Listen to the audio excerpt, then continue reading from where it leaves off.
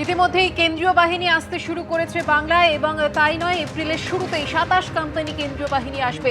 বিভিন্ন জায়গায় রুট মার্চের ছবিও দেখা গিয়েছে নির্বাচনে নির্ঘণ্ট ঘোষণা হওয়ার আগে থেকেই। আর সেই রুট মার্চ, কেন্দ্রীয় বাহিনীর রুট মার্চ সঠিক পদ্ধতিতে হচ্ছে কিনা তা নিয়ে নজর কমিশনের। ২৯শে মার্চ থেকে প্রতিদিন কেন্দ্রীয় বাহিনীর রুট মার্চ সংক্রান্ত তথ্য পাঠানোর নির্দেশ দেওয়া হয়েছে। সিআরপিএফকে তথ্য পাঠানোর নির্দেশ জাতীয় নির্বাচন কমিশনের। প্রতিদিন সকাল ১০টার মধ্যে কেন্দ্রীয় স্বরাষ্ট্র মন্ত্রককে জানানোর নির্দেশ নির্বাচন কমিশনের। কেন্দ্রীয় বাহিনীর রুট মার্চ সঠিক পদ্ধতিতে হচ্ছে কিনা তা নিয়ে এবার নজরদারি করবে জাতীয় নির্বাচন কমিশন। ২৯শে মার্চ থেকে প্রতিদিন কেন্দ্রীয় বাহিনীর রুট মার্চ সংক্রান্ত তথ্য পাঠানোর নির্দেশ দেওয়া হয়েছে। আপনারা জানেন যে আসন্ন লোকসভা নির্বাচনের জন্য ৯২০ কোম্পানি কেন্দ্রীয় বাহিনী চেয়েছে জাতীয় নির্বাচন কমিশন এ রাজ্যের জন্য, এবং যার মধ্যে ইতিমধ্যে ১৫০ কোম্পানি কেন্দ্রীয় বাহিনী মোতায়েন রয়েছে রাজ্যে, এবং এপ্রিলের শুরুতেই আরও ২৭ কোম্পানি কেন্দ্রীয় বাহিনী আসার কথা রয়েছে। বিভিন্ন সময়ে রুট মার্চ করতে দেখা গিয়েছে কেন্দ্রীয় বাহিনীর জওয়ানদের, আর এবার সেই রুট মার্চ সঠিক পদ্ধতিতে হচ্ছে কিনা তা নিয়ে নজরদারি চালাবে জাতীয় নির্বাচন কমিশন। সিআরপিএফকে তথ্য পাঠানোর নির্দেশ দিল জাতীয় নির্বাচন কমিশন।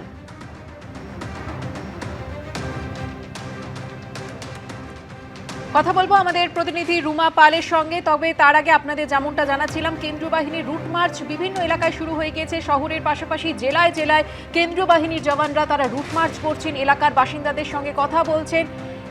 আমরা যোগাযোগ করতে পেরেছি আমাদের প্রতিনিধি রুমা পালের সঙ্গে। রুমা, কি জানতে পারছো জাতীয় নির্বাচন কমিশন ঠিক কি নির্দেশ দিয়েছে?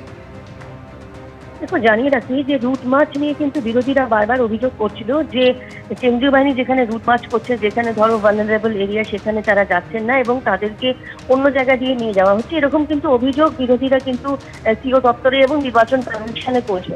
ইতিমধ্যেই কিন্তু নির্বাচন কমিশনের নির্দেশ এসেছে যে ২৯শে মার্চের মধ্যে কিন্তু সকাল ১০টার মধ্যে সমস্ত সিআরপিএফ কে সমস্ত রুট মার্চ কোথায় হচ্ছে, কেন্দ্রীয় বাহিনী কোথায় যাচ্ছে, সমস্ত কিন্তু তথ্য সেটা নির্বাচন কমিশনে মেল করে পাঠাতে হবে, এমনকি সিও দপ্তরেও কিন্তু পাঠাতে হবে। অর্থাৎ বুঝতে পারছো যে এই কেন্দ্রীয় বাহিনী যখন আসছে, এবং অবশ্যই ১লা এপ্রিল থেকে ২৭ কোম্পানি আরো কেন্দ্রীয় বাহিনী আসছে, এবং ইতিমধ্যে কিন্তু ১৫০ কোম্পানি কেন্দ্রীয় বাহিনী রয়েছে, আরো আসবে, যাতে কেন্দ্রীয় বাহিনী এরিয়া ডমিনেশন এবং রুট মার্চ এমন জায়গা দিয়ে হয় যেখানে মানুষের কনফিডেন্স বিল্ড আপ হয়, শুধুমাত্র যাওয়ার জন্য, শুধুমাত্র তাদের বিভ্রান্ত যাতে না করা হয়, তারা যাতে সঠিক জায়গা দিয়ে রুট মার্চ করতে পারে, মানুষের মধ্যে যদি কনফিডেন্স বিল্ড আপ করতে পারে, সেই সমস্ত তথ্য কিন্তু সিআরপিএফকে শুধুমাত্র নির্বাচন কমিশনই নয়, সিও দপ্তরে কিন্তু তাদের সকাল ১০টার মধ্যে পাঠিয়ে দিতে হবে, সমস্ত তথ্য মেল করে পাঠাতে হবে, এবং ২৯শে মার্চ থেকে এই পদ্ধতি শুরু হয়ে যাবে, এবং প্রতিদিনে কোথায় কোথায় কেন্দ্রীয় বাহিনী যাচ্ছে, কোন জায়গা তারা যাচ্ছে, রুট মার্চ করছে, কোন জায়গায় যাচ্ছে, সমস্ত তথ্যই কিন্তু নির্বাচন কমিশনে পাঠাতে হবে, এমনটাই নির্দেশ রয়েছে। ধন্যবাদ রুমা।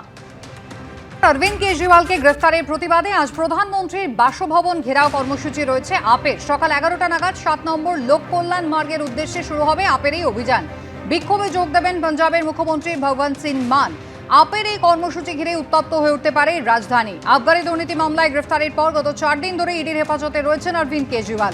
ওই একই মামলায় ধৃত কেসিআর কন্যা এবং বিআরএস নেত্রী কে কবিতা, তাকে এবং অরবিন্দ কেজরিওয়ালকে মুখোমুখি বসিয়ে জিজ্ঞাসাবাদ করা হচ্ছে, এমনটাই সূত্র মারফত খবর। গত বৃহস্পতিবারই আবগারি দুর্নীতি মামলায় গ্রেফতার হন দিল্লির মুখ্যমন্ত্রী অরবিন্দ কেজরিওয়াল। গোটা দেশ জুড়ে একেবারে শোরগোল পড়ে যায়, আর তারই মধ্যে তারা আজকে কর্মসূচি নিয়েছে প্রধানমন্ত্রীর বাসভবন ঘেরাও। সকাল ১১টা নাগাদ ৭ নম্বর লোক কল্যাণ মার্গের উদ্দেশ্যে আপের এই অভিযান শুরু হবে। স্বাভাবিকভাবেই উত্তেজনা ছড়ানোর সম্ভাবনা, রাজধানী জুড়ে আজকে কড়া নিরাপত্তার বন্দোবস্ত করা হয়েছে। এই বিক্ষোভে অংশগ্রহণ করবেন পাঞ্জাবের মুখ্যমন্ত্রী ভগবন্ত সিং মান।